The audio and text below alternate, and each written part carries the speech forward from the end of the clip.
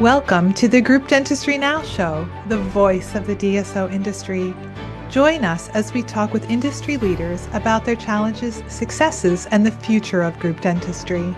With over 200 episodes and listeners in over 100 countries, we're proud to be ranked the #1 DSO podcast. For the latest DSO news, analysis, and events, and to subscribe to our DSO weekly e-newsletter, visit groupdentistrynow.com. We hope you enjoyed today's show. Welcome, everyone, to the Group Dentistry Now show. I'm Bill Newman, and as always, we appreciate you joining us today. It's always great to have new guests on and returning guests, and we have a bunch on today. So I don't know if this is the most we've ever had on, but it's pretty much almost maxed out here. But a really great conversation I think we're going to have regarding AI in healthcare in particular. And it's just such a incredibly, it's so topical right now. And I think it's very confusing. And we're going to talk to the DSO leaders about just the inundation I think we have when it comes to AI. It's infiltrated everything. I think there's a little bit of overload in the industry. So we're going to get a really cool perspective here from Sarah Friar, who's the CFO of OpenAI. So she's going to give us, I think, a really interesting perspective that we don't necessarily have. We kind of look at it from the dental and the DSO perspective. Sarah's going to give us, I think, a lot of really great. I know Phil and Ron and Jane, we were talking before Sarah jumped on, and we were excited to just listen in to hear what you have to say. So we have with us Sarah Friar, CFO of OpenAI. We have Jane Levy. She is the co-founder and CEO of PlanForward. Returning to the show, and also returning to the show is Phil Toh, president of the Smilist. And for the first time, we have Ron Kerensky, CIO of CGA Dental Partners. So welcome, everyone. And with that, I am going to turn over the microphone to Jane. Jane and Sarah are going to have a conversation, and then I'll be back on after that. Thanks, Bill. That's great. I just want to welcome Sarah. She's someone who hardly needs much introduction, but she definitely has always impressed me. She brings this unbelievable deep financial expertise as well as operating leadership to the role of CFO. We watch you. You've got an incredible vantage point from where you sit and one of the clearest views into the market structure of AI and the future that your company is actively shaping. So I wanted to start today with a general high-level question. As we move from generative AI to agentic systems, how do you think the market structure is going to change? And in the context of today's discussion, obviously we have general models and they'll have to specialize to incorporate the particularities of verticals like dental. Some of the concerns that have been raised is how does an organization ensure that any training that it doesn't necessarily benefit its competitors and that its data is siloed and protected so it doesn't violate something like HIPAA. Yeah. So Jane, first of all, thank you for having me on the podcast. Thanks, everyone. Jane, I was delighted to get the call because it's really fun for us to get to go deeper into a whole field like dentistry. So first of all, maybe just to set the scene, and then I'll go to your question specifically. But right now, we are seeing massive uptick. I saw a survey that said 60% of surveyed dentists are already implementing AI in their practice. They're using it for diagnostics, for treatment planning, but also for a lot of just the paperwork that happens, right, in any business. What we see in our data is over 5% of all ChatGPT messages globally, and we see billions every day, are about healthcare. About 7 in 10 healthcare conversations, so 70%, happen outside of normal clinic hours. And so this is very real. Customers and patients are having a moment. They can use multimodal. Remember, one of the amazing things about AI is you can turn on the camera and point it at a tooth or point it at anything that's going on and ask for some help. Say, what should I do? What question should I be asking of my dentist? And that is very, very real. To meet that moment, OpenAI launched OpenAI for healthcare, broadly speaking. And this was really to help clinicians support HIPAA compliance. So today, for example, in the hospital system, we work with customers like Advent Health. We work with Cedars-Sinai Medical Center, HCA, one of the largest hospital systems in the country, Stanford Medicine for Children's Health, the University of California. I could keep going. So the answer is many, many large healthcare institutions are already trusting us because we're stepping up to things like HIPAA compliance. So it's an essential tool. Dentistry is a high impact use case, and we're here to help improve what a dentist's life is like, not to replace it. So let me go specifically to your question. So you're asking about, I think, the shift we're seeing, which is we started in 2022, ChatGPT kind of burst on the scene. This is the beginning of generative AI, and it was really call and response, system one type thinking. At the end of 24, we had another massive breakthrough in what we called reasoning. And that actually started to help with some of the things we'd seen, like hallucinations and so on. So reasoning shifted models into system two type thinking, so they can think for a lot longer. And with that ability to do a long horizon task, because in tech, we couldn't go far without a three-letter acronym. So a long horizon task in this case, you actually started this dawn of agents. So you could actually give the AI a job to go do. And just like the way you would give it to an assistant or to a personal helper, it would go off and take time and it would do that task. So 25, we said this is the dawn of agents. The first agent we have seen a ton of traction with is in coding, probably because coders are just naturally very tech forward. And so that has taken off like wildfire. And in fact, our product Codex just hit about 3 million users just in the first 3 months of this year. And even I, who haven't coded for about 30 years, because as my kids like to point out, I'm a dinosaur, I'm back to using a coding type tool, but I'm using it for day-to-day tasks. And so when it comes to your question, first of all, that's where the world is going towards. So I think dentists, just like most other jobs in the environment, are going to shift from something that just answers questions to something that will actually get real work done. And so in a dental practice, that might be things like patient admin. So as you all know, right, when you don't do that perfect follow-up, something falls through the cracks, it means that the patient doesn't get the information they need. They might not get the right follow-up care. It also can mean you're reminding them, so you have fewer no-shows, right? Your time is money. And we know, for example, that AI reminders are already reducing missed appointments by 30%. So it's kind of like adding to the staff that might have made those outbound calls. Second side that we're seeing agents get deeply involved is going off and over a longer period of time, reviewing an X-ray, reviewing the treatment plan, and coming back and giving you, the dentist, high confidence in moving to faster treatment, both more confidence overall.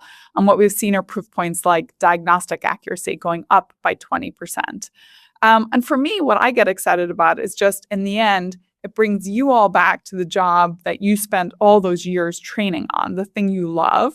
And probably the other piece is seeing patients get better. My brother's a doctor, so he always talks about that moment where the patient actually gets better.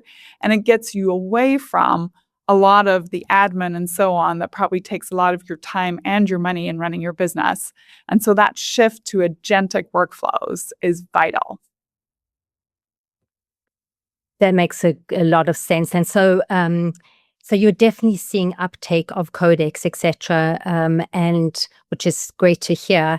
I think we're still at the very beginning stages, obviously, and we're still trying to figure out how agents will be used and how they'll change workflows in the practice. And so where would you frame this? Are we even in the first innings in terms of what this technology can do? Yeah, so we are definitely just getting started. And I realized you asked a question right at the end of your question too about data. So here's how I think it evolves, with all the caveats that it's moving very, very fast. You're going to have these large foundation frontier models like OpenAI. And there's not going to be that many of them in the world. In fact, it's a much broader conversation than just today as we think about dentistry, but it's becoming almost geopolitical as well. So there's China, and then there's US-driven labs. And why are there so few? It's because the ingredients to make the model, it's very big and very expensive. It takes massive amounts of compute. It takes large amounts of data, and it takes the best researchers in the world. And there are not tens of thousands of these people. They're literally thousands. So we're all trying to make sure they want to come and work in our model and our model architecture. But on top of this, and I mentioned Codex, think of Codex as not just an agent for coding. Think of it as something that becomes, we call it the harness. So it effectively ties the model intelligence. So when we roll out a new model like 5.4 and we tell you how great it is, to the agent itself. And so one agent might be coding, but another agent might be a dental CRM system. Another agent might be a call center agent. Another agent might be Excel for finance people, right? So all of these things. And they may be built specific, but we are building agents that we're rolling out to customers. But they also might be built by you yourself. And that's the important thing about something like Codex is it's turning us all into builders. So think of that large ecosystem of agents sitting on top.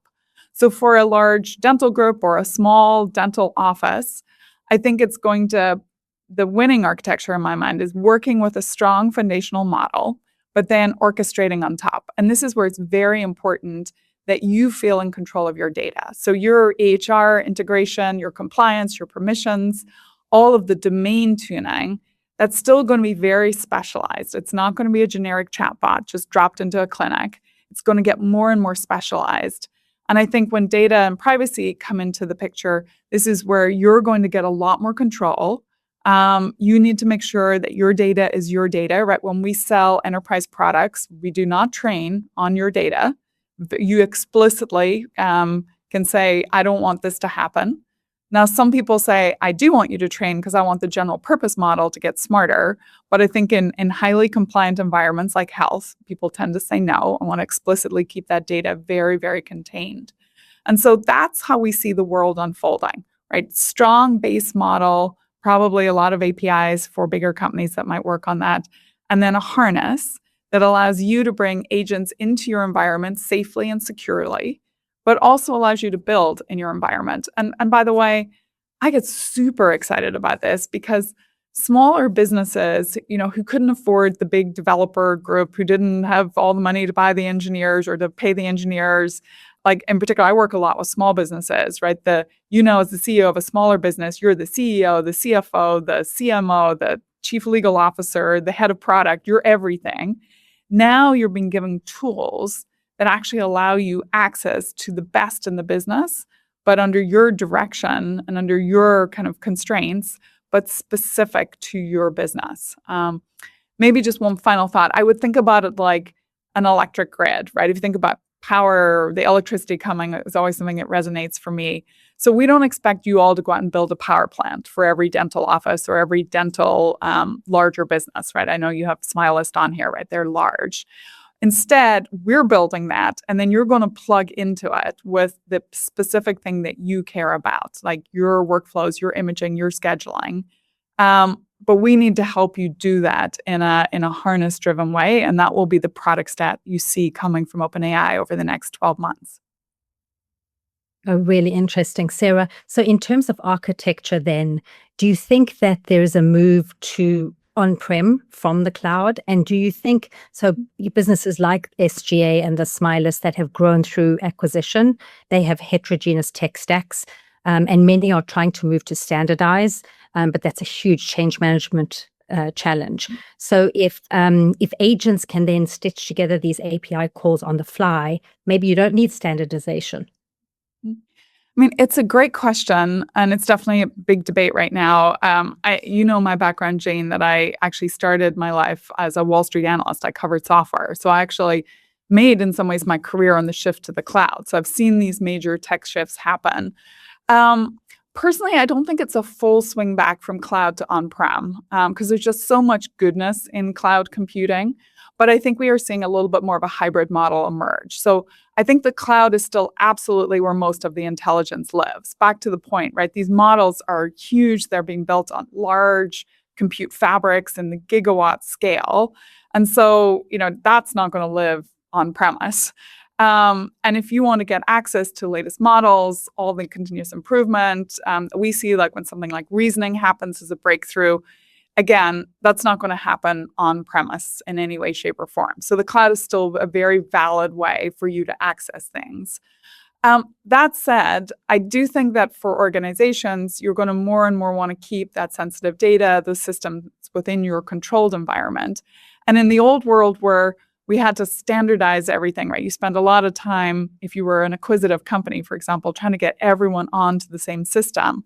The great thing about this agentic layer is it has just raw intelligence to it. So it can actually, as long as it can get connectors into your system, it doesn't need everything to be perfectly the same. Let me give you a little bit of example from kind of my prior life, right? In a world of deterministic software, if you were a retailer, and let's say you had an e-commerce business and an in-store business, and I come into your store and I pay with my card and it says Sarah Friar, but then online I log in as sfriar at, and then somewhere else I create another account and now I'm Friar S. I look like three different people, but in the next column over, you might see, oh, but it's all going to the same address. So clearly it's the same person, right? A human looking and that'll be like, of course it's the same person. But in deterministic software, that was one of the complications is it couldn't think. So it just looked at a table of rows and said, oh, 3 customers. And so you spent forever doing these things that software did forever, which was trying to like make sense out of the madness. The beautiful thing about intelligence, it's just like putting a human to it. Now you can do it at scale. And that kind of intelligent approach doesn't need the same degree of like cleanup of everything. And so I think you're actually going to be able to live in a world of more heterogeneous outcomes because the agentic layer sitting on top, as long as it has connectors down into your system and context, it's going to be able to very quickly parse to get to the important data you all care about. I'll give you one other example just for me, right? I'm a CFO, I have a lot of systems that I sit on top of here at OpenAI. And we spend a lot of time trying to do certain things. So one of it is RevRec. So I have thousands of customers every single day. Most of that gets stored sometimes in a PDF, sometimes in a .doc, sometimes in God knows what else. And I was building a team whose job was to read every contract, to look for non-standard language. What we realized is we couldn't keep going on that way. Otherwise, we were going to have hundreds of people in our revenue team. And so we created an agent that opens up every contract at night, dumps it into, in our case, a Databricks table, and then it reads it, looking for that non-standard language. So in the morning when my revenue team comes to work, they don't read contracts anymore. They're out of that business, which was mind-numbing. And nobody went to university to do accounting, to do that for a living. Instead, they come to work and they look only at the quote-unquote non-standard contracts where something has gotten inserted. The AI tells them why it's non-standard, it tells them what it thinks the next best step is. And for me, it gives me insights of what's happening inside my financial systems. Because sometimes the answer isn't about finance, it's about going to talk to the sales team. Like, why are you inserting this clause? Please don't do that again. Or, oh, wow, something has changed in our business and customers are trying to buy a different way. We should have a new pricing system for them. So you can really get to the insight fast. I'm giving you an example as a CFO, and clearly you all are the experts. I think the rest of this conversation is going to continue with true experts. But when you think about what is that same thing for a dental practice, right? When we think dentists, when you're the lay person like me, you think, okay, they've got to get to diagnostic and teeth right away. But it's a business. And so I suspect there's a lot of places where today what feels like dirty data that needs to be better standardized, you're not going to need to do that as much on premise because the intelligence layer is going to be able to do that in a much more kind of human way. Does that make sense? Oh, so much sense. Very, very interesting. I could talk to you for hours, Sarah, but one last question. Sure. Given the pace of change that you're seeing, and you've got really a great seat into what's going on in the world. How long do you think it is before we are, at a point where agents are running some of the workflows and we can trust that they're doing so successfully within, any organization?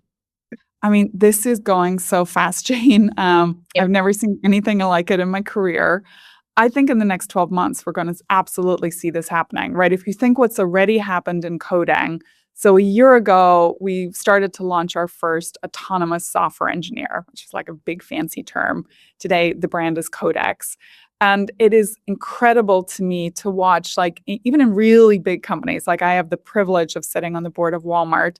Walmart, when I talk to the internal tech team today, 60, 70, maybe it's up at 80% of all code is now created by tools like Codex. So it's effectively created by agents. No human creates it. Now, it does mean that humans move into things like quality assurance testing. They move into compliance. They move into the insight piece. But the actual agents are doing a lot of the underlying work. And I know very quickly, like we have not to pre-announce anything on your podcast, but we have some really interesting launches coming over the next couple of weeks for specific verticals.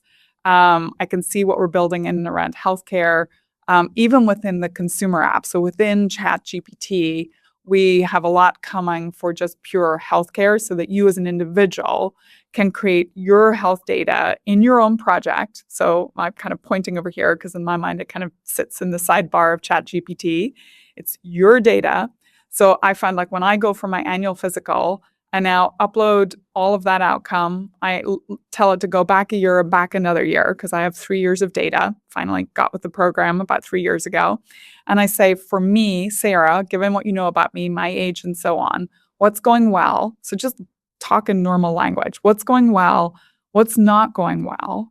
What could be the conversation I should be having with my doctor when I go in to review?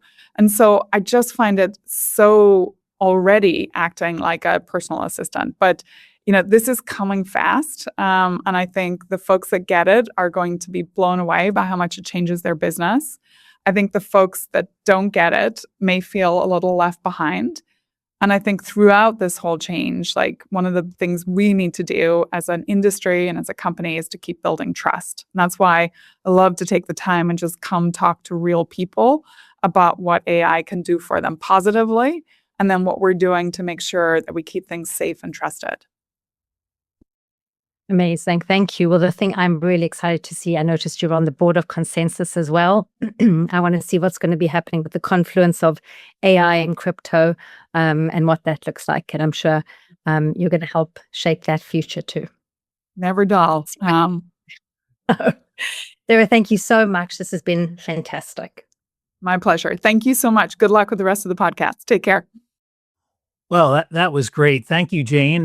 You're a natural as a podcast host, so that was a really interesting conversation with Sarah, and I would love to get both Phil and Ron's take on what they just heard because we all from our seat, it's moving really, really quickly, and I think Sarah even acknowledges that she's even surprised by it. So that part to me was pretty interesting, but. Ron, what were your thoughts on what Sarah and Jane had to say?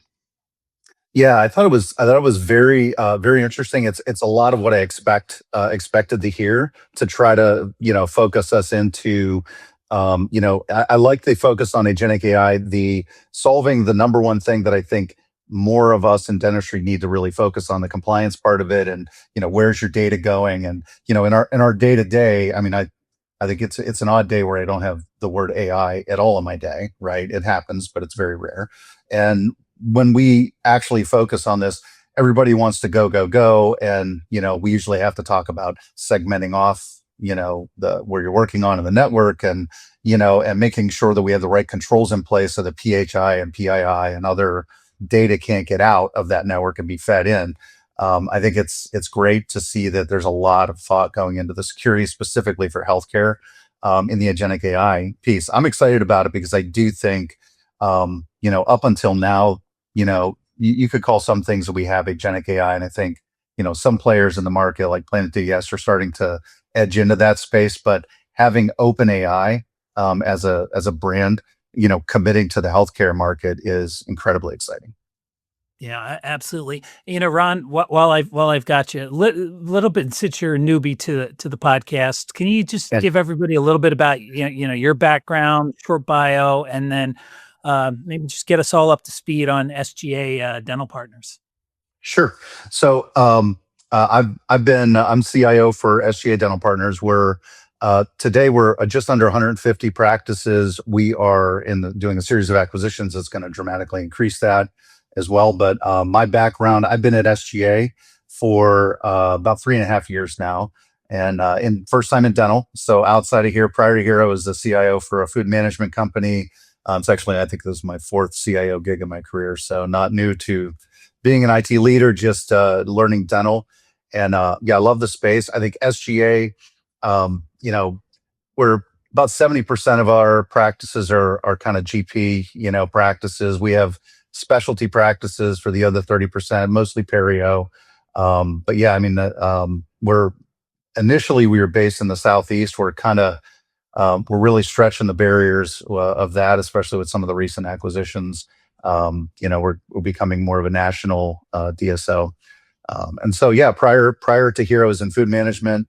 I did spend some time with an insurance company. I don't like to say that with dental companies. That's like I've gone to the light side of the force.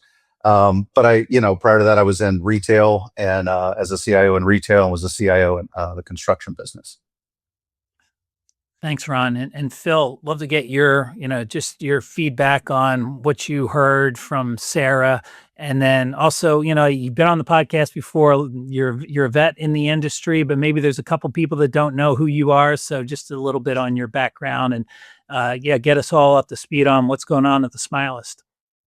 Fantastic. So, I'm one of the co-founders of the Smilist. We were founded in 2014. That was when we bought our first practice, when we're up to about 116 locations now. So we're very focused on the Northeast. That's kind of where we like to continue to build and expand.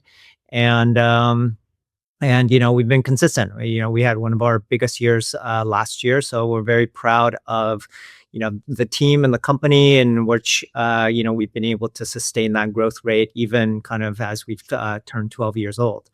In terms of, follow up on what Sarah was saying, absolutely. I think, we're seeing it ourselves in terms of how quickly AI is impacting, the industry and even more specifically, the Smilist. There's almost like an endless list of opportunities in which we think we can use, AI to improve the way we deliver patient service to the patients. And, a lot of it is admin, some of it is clinical, but when you think about like the overall like workflow of, a dental office, there's a lot of things that are, what like she was alluding to, things that aren't connected, right? And so how do we leverage AI to connect it and then really be able to streamline a process that previously, we could not kind of streamline before? And we envision us adding a lot of value because, we have some very specific workflows and the way we do things, perhaps we're at N of one. But being able to use these tools for us to move quickly, I agree with her so much. It's been unprecedented. Nothing like we've ever seen in dentistry or even healthcare. And Jane, again, thanks for being the podcast, the moderator there at the beginning. What surprised you, if anything, from the conversation you had with Sarah, and also just for the people that may not know who you are, a little bit about your background, and tell them a little bit about what PlanForward has been up to. Yeah, absolutely. So I'll start there. So PlanForward actually celebrated its 8th birthday last week. I've been at the company 4 years. We do, for those who don't know, membership plans for uninsured patients.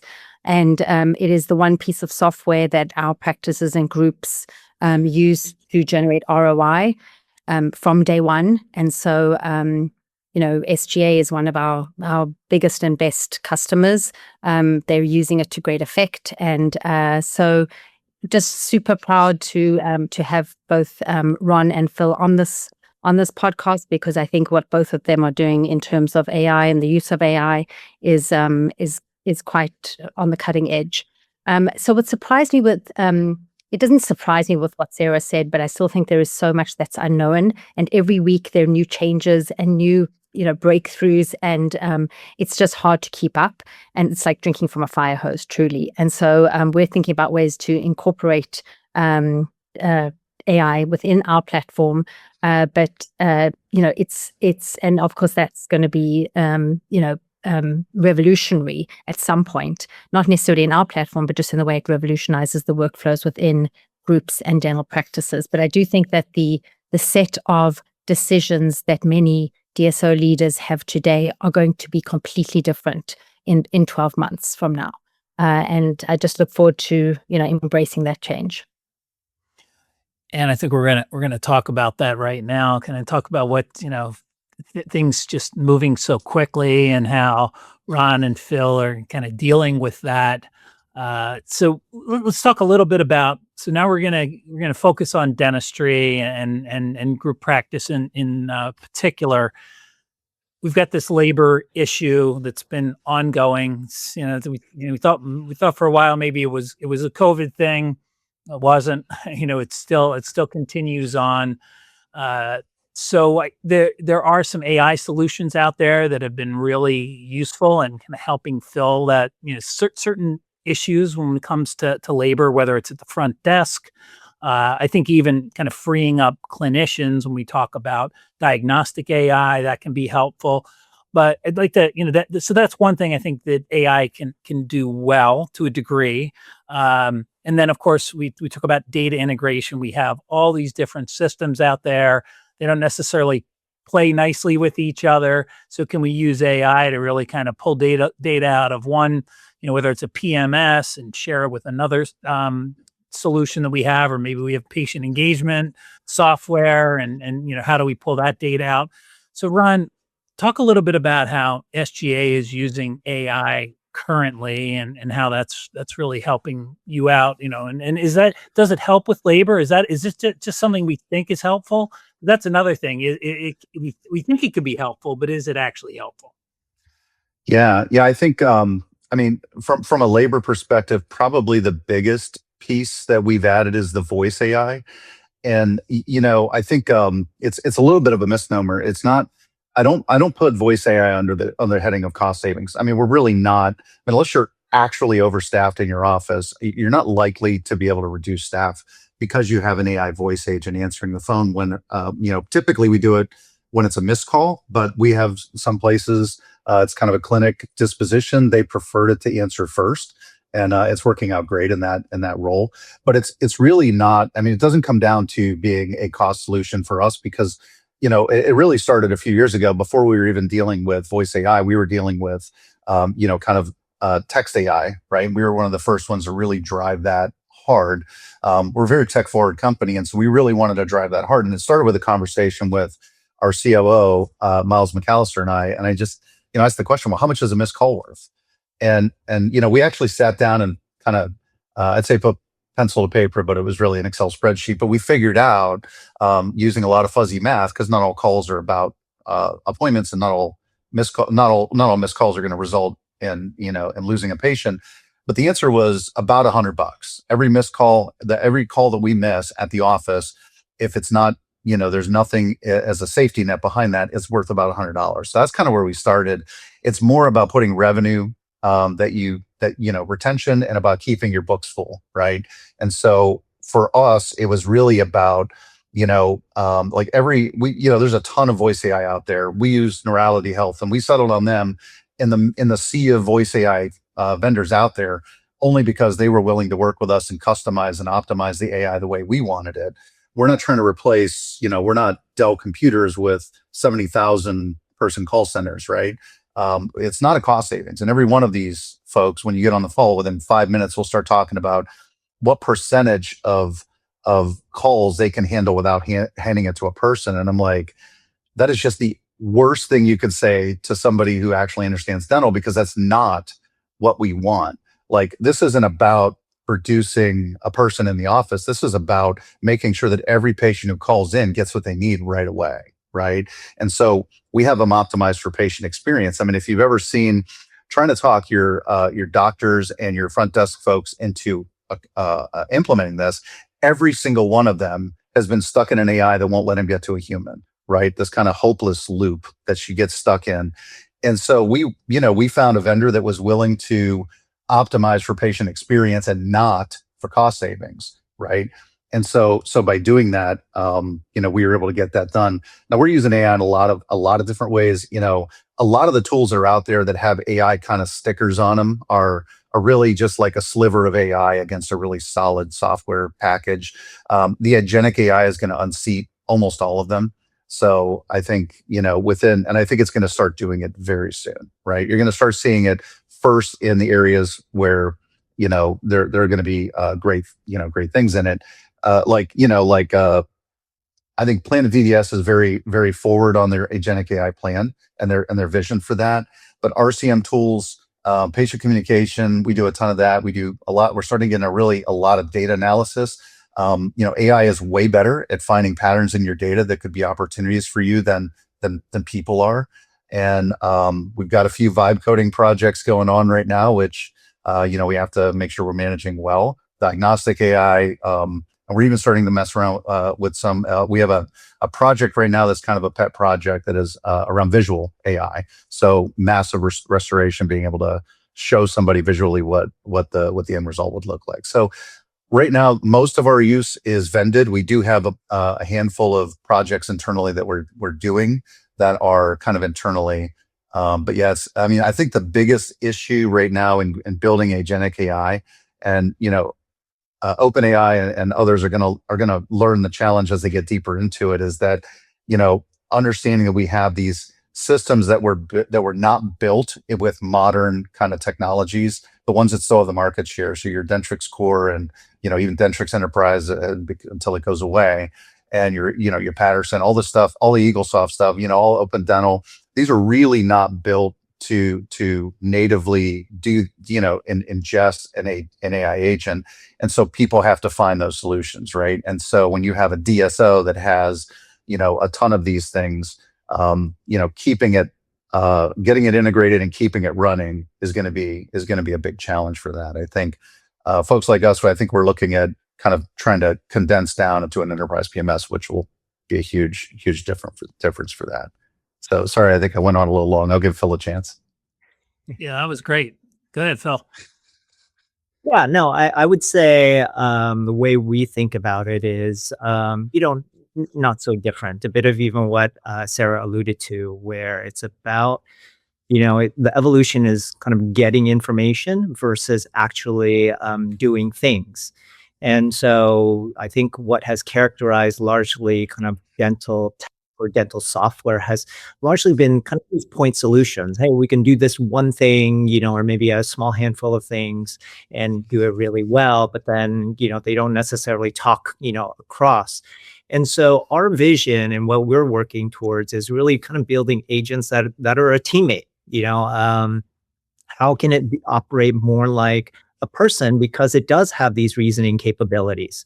And so it's not necessarily, hey, I do, insurance verification well, or statusing, or even payment posting well, but how do you have that, let's say an RCM teammate that actually has context and understands, and then is able to reason like a person would to improve that process. Okay, we're getting denials. Why are we getting denials? How do we move up that, that information chain or that process chain to really understand what's causing those, and then ultimately fix itself? It becomes this kind of self-healing kind of system, which is kind of how our current team works things now. They figure out what's wrong and then fix it, and then and then monitor and then find new things. And so so it is very much like that. But similar to what Ron was saying, our thinking is not necessarily hey, there's like some cost saving. So we're in a very fortunate position where we continue to grow at a rapid pace, both kind of through affiliations as well as organically. And what we've been able to do is just really make our existing team much more effective, because they have these kind of AI teammates that are doing lots of work for them. So oftentimes it starts out quite small, and then over time it kind of begins to grow. But what's great is it just it has that reasoning and it has that context to be able to cut across all the different functions. So again, it's not so much, oh, this is an RCM department type activity, and then it kind of stops there, but it's able to cut across all departments, because all different departments end up touching, that patient experience. So, so for us, we're super excited about, this vision, and then even the melding of a bit of the, I'll say kind of the labor and the people versus the systems. Ron, Jane, and I were chatting last, saying, what if the whole concept of, like, let's say a PMS doesn't actually, need to exist? Because when you meld, when you think about like that practice management system, it's an interface to, a set of information and data, right, that we have, and it has some implications in terms of the workflow. And then you have these AI agents that are able to reason and do things, but they don't necessarily need that interface. And so moving forward, Ron had, alluded to kind of vibe coding. What if there is this future where, a lot of software and needs are kind of just one? It's both the software and the labor that gets almost created on demand, or at least in a very short period of time, that's very customizable. So instead of, the historical view of, hey, we create this particular piece of software that serves many, now, there can be a lot of custom development of software that's just for one particular kind of customer, for that company.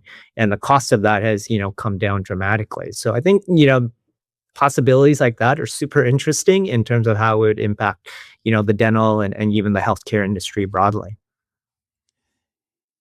I think when we kind of look at how quickly it's moving and how it's going to affect what people's responsibilities are, right, in certain roles, and how those are going to change. I mean, I think the most obvious is the front desk person, and how that role is really going to change, because a lot of times they're handling things that AI can do now, or seems like they can do, in the pretty much near future. So things like, we talked about answering the calls, or scheduling, or even, something in the revenue cycle management, whether they're taking payments, a lot of that can be now handled via AI. So when Ron, I'll put this to you first.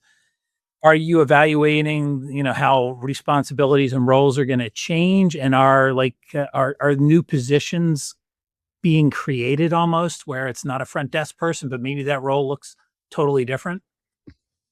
Yeah, I think, and I think it actually, probably the bigger impact of that is going to be, rolling all the way back into operations, right? And so we, at SGA, we're tech forward because we have operations team. We have an operations leadership team that is very tech forward, like all the way down to just about every director level and above, right? Are always looking to iterate on that patient experience. But I think, it's definitely going to change.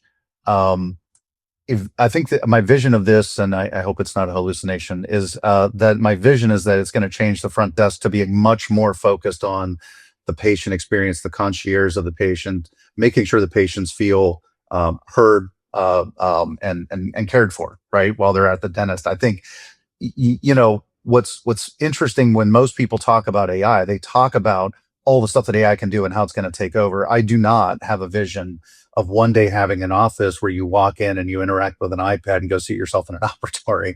I mean, maybe that'll happen at some point in the world, but I think that really passes over the system that really is the value add for all of our clinics, which is, that human interaction, that touch. AI can help us to get that. I do think that, if one of my best visions of the future, and it's something we're actually just starting to play with right now as an idea, is that, we solve the problem where we put so much on the office, that they really just can't handle it. So I think, we have one of the best provider retention in the industry, if not the best. But kind of don't ask me about the front desk, right? Because everybody has that problem. We're competing against a lot of other jobs at that level. And so when you have people come in and you train them, you get somebody perfectly trained and they leave in 8 months, you're back to square one, right? Doing it again. And I do think that the vision is to stop making their lives so difficult. We make things very complicated. We have what I call the 3 compounded fallacies of clinic level reporting, right? Number one, we think that people are reading all these reports that we send to them, and they're not. And then number 2, we think that they're going to make the same judgment after reading that report that we in headquarters would have made, and they're definitely not. And then number 3, that they're going to take the same action that we would have prescribed if we were in their shoes, right? And they're not. I think AI has the ability for us to flip the script, and I hope this is something that comes in the next couple of years at SGA. But the flip the script on that and stop giving people reports altogether and give them action lists, right? Like, tell them what to do. And if I give you a list that says, call this patient on the phone and confirm with them and do this and do this and do this, these are the things you have to do to satisfy our patients, improve our profitability. We can manage against a list, right? It should not feel like air traffic control when really it's a to-do list. And I think if we can get into that mode, AI can help us get there, and AI can help us iterate. So if you think about the value of a DSO in general, I think the real value of a DSO is to improve same store sales, right? And so, are you better with us? Are you more profitable because you're a part of our DSO or not? And anybody who can't answer that question affirmatively with really good answers is probably not a good DSO. So I think AI is like the next wave of how we do that. The reach of our operational leadership into what happens directly translated into the offices is going to be dramatically impacted by AI, I think, in the next few years. And Phil, maybe I'll kind of position the question a little bit differently for you. If you were going to hire 5 key people, say in the next 2 years, what would those roles look like? And is that different than maybe what you would have thought a year ago? Absolutely. I totally agree. I think, there's been a lot of rhetoric around how, AI is going to replace and take jobs, when it's my view that it's actually going to kind of create a lot of new jobs. And this is kind of like the crux of your question, right? So the 5 people is not necessarily 5 of existing positions, but of new positions. And so, again, it's earlier we talked about, knowing what are some of those like specific industry specific, whether it's institutional knowledge, whether it is kind of process and workflow, or just kind of the specific nuance of a particular function. And so I think, the next 5 are going to be, process experts. They're going to be product managers. When you think about a DSO, you're like, wait, that's kind of crazy. Why would you have a product manager? But that's, we have some of those roles now. We have somebody that's responsible for insurance verification, and that's what she thinks about. The question we ask ourselves frequently is, when we have a problem, we say, do we have somebody that wakes up in the morning and thinks about that particular problem? And when the answer is no, we're like, okay, we kind of know why we have that problem, because nobody's actually owning that particular thing.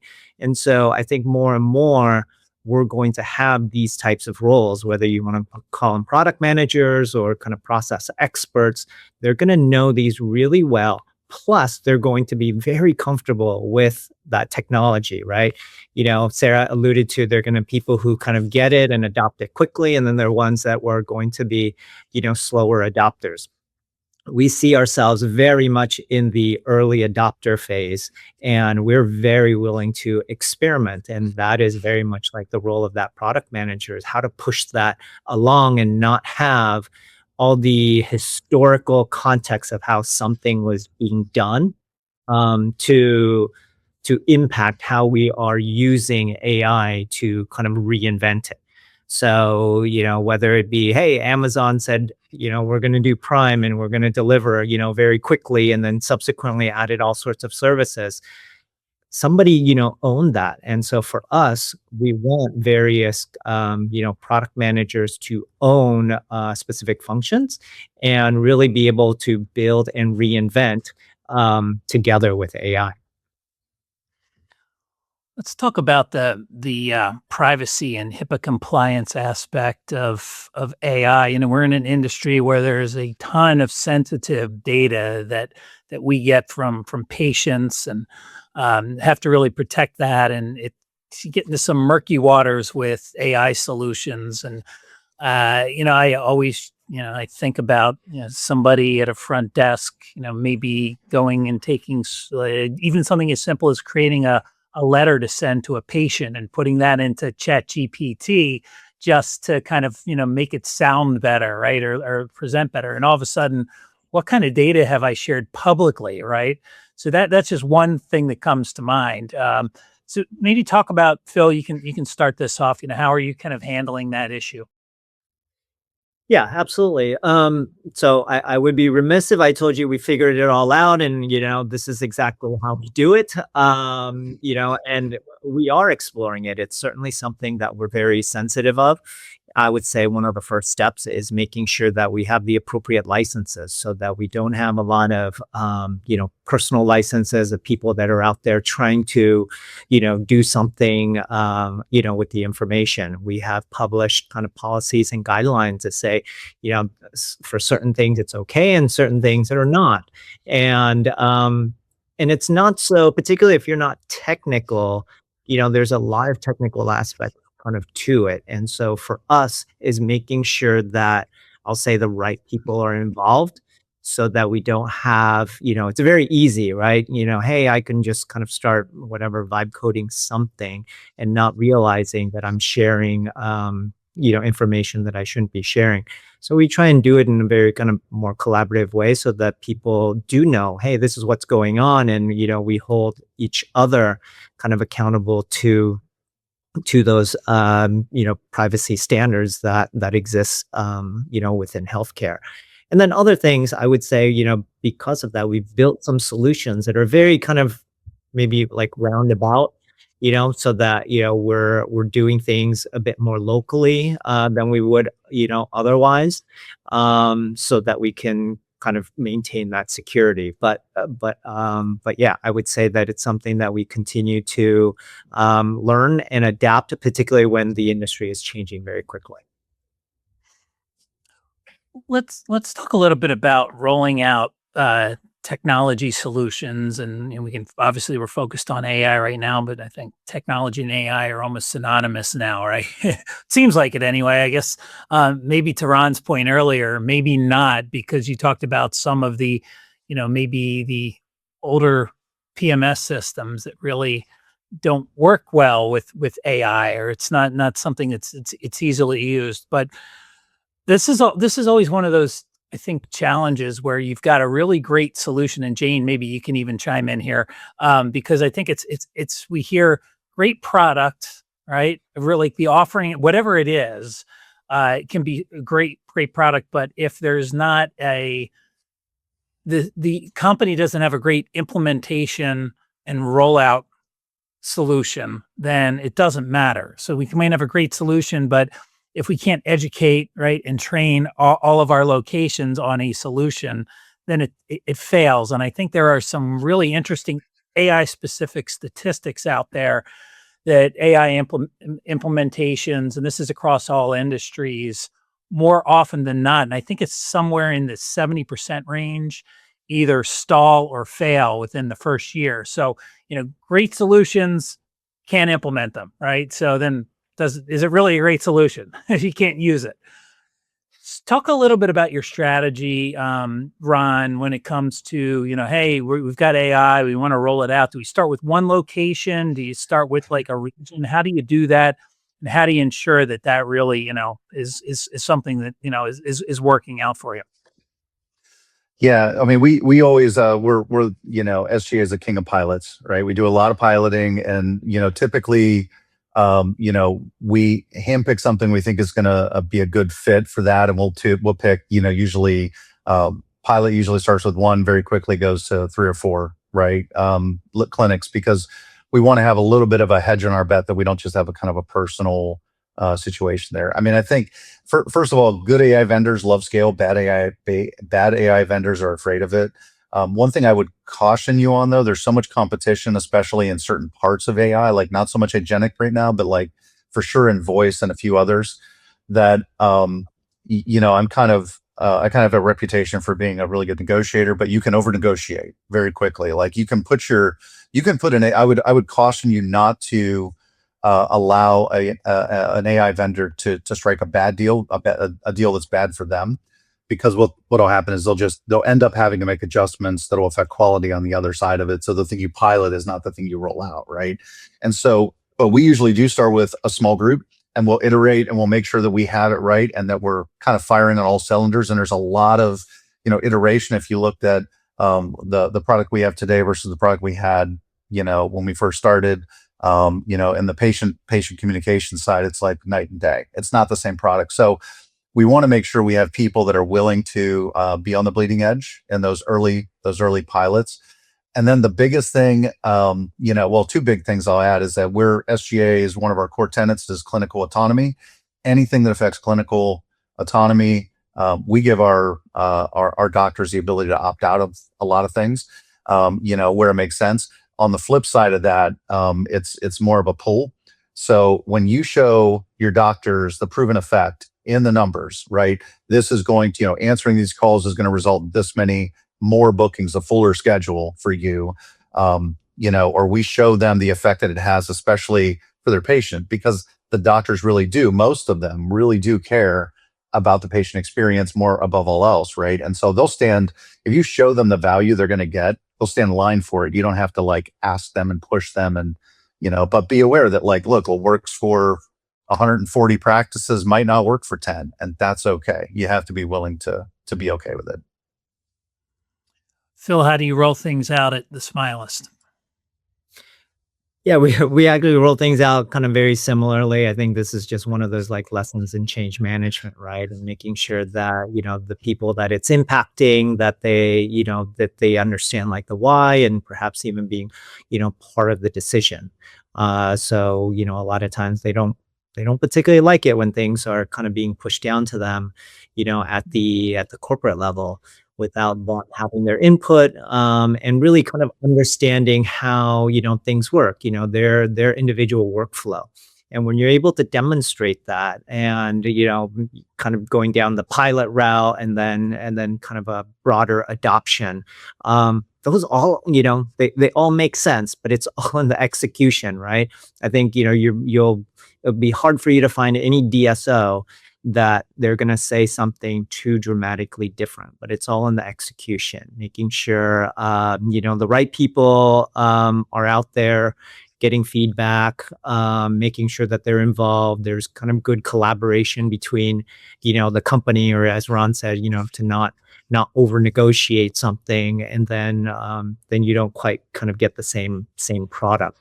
So it's in the 1,000 little things in terms of managing change, as opposed to, the big broad thing of, we're going to do a pilot and then go from X locations to Y locations and a broader rollout.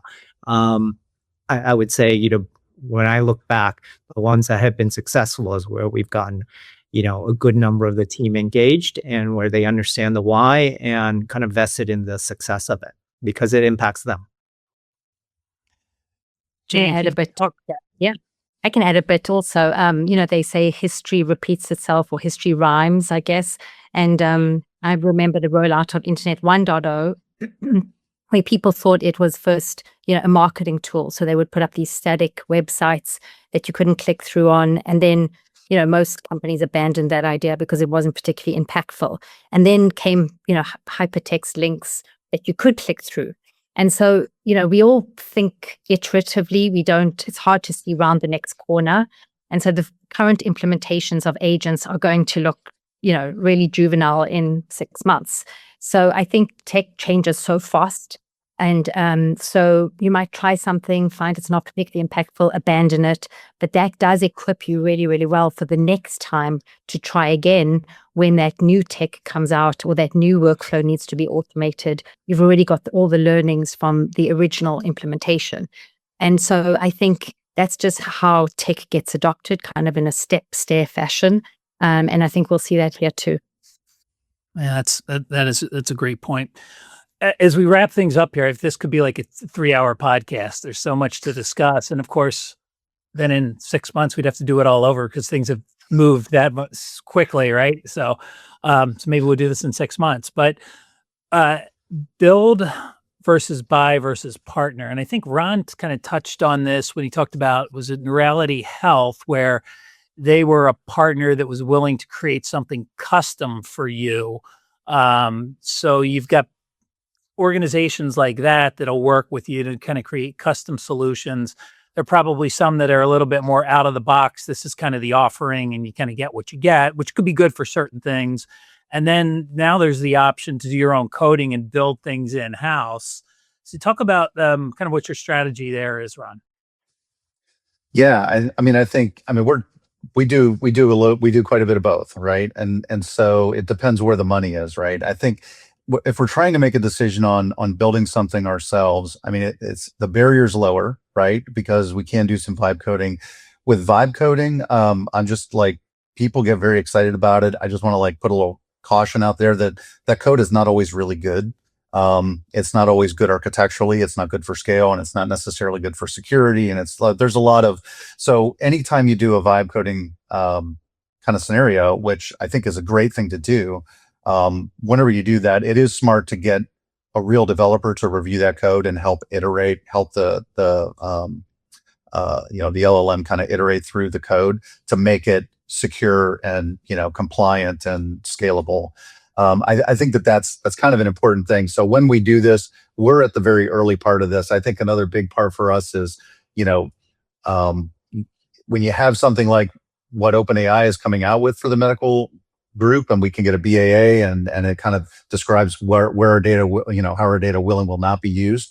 I think you can get away with a little bit more. I still feel more comfortable with the local models and having it in a secured area where, I know what's going in and out, and we have like controls on even, anything that looks like PHI, shutting it down on the way out of it, because, ultimately these are tools that can have massive value, but they can also be tools of massive, uncompliance, right? Very quickly. And it can go from 0 to very, very uncompliant very quickly. So we're a little bit careful about that. But I think from whether we bring it in-house or outside, it always comes down to like, is this a real competitive advantage for us, right? And how much is it going to cost to get it there? Because if it's going to cost us, there's the reason why there's so many voice AI agents out there, or voice AI vendors out there, is because it's all built on the back of these libraries that already exist. And, anybody can stand one of these things up fairly quickly. To get that model right takes a lot of money, right? A lot of time, a lot of energy. And so it's not worth it for us to try to recreate something like that. But if there's something that creates competitive advantage, and I want to create something that, I don't want my competitors to be able to immediately imitate, we're probably going to look to bring that in-house. Excellent. Phil, your thoughts? Yeah, so for us, going back to my comment earlier about, what do we think of when we wake up in the morning? And I can assure you, we don't think of building software. And so I would say that, the vast majority of our efforts are around partnering up with the right companies externally that can help us realize the vision that we have. So, again, similar to what Ron said about, some of these startups, they're wonderful to work with. They're very nimble, they're quick, they're like drinking from a fire hose, really understanding, both the industry as well as Smilist specific requirements.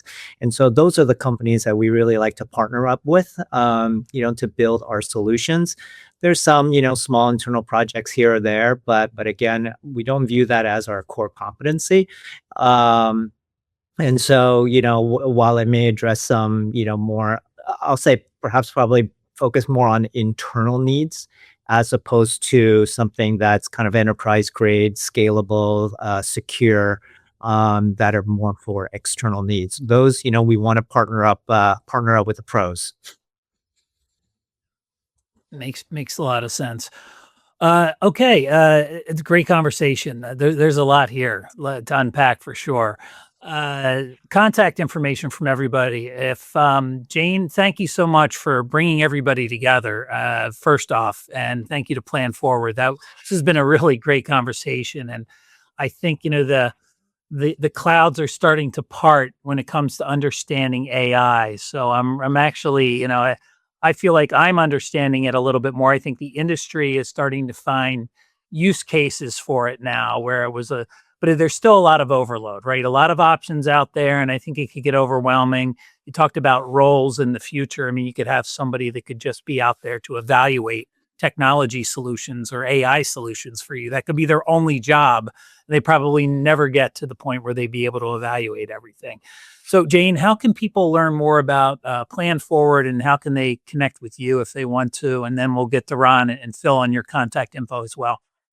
Yep, great. So it's just planforward.io, and I'm just JLEVY Levy at planforward.io.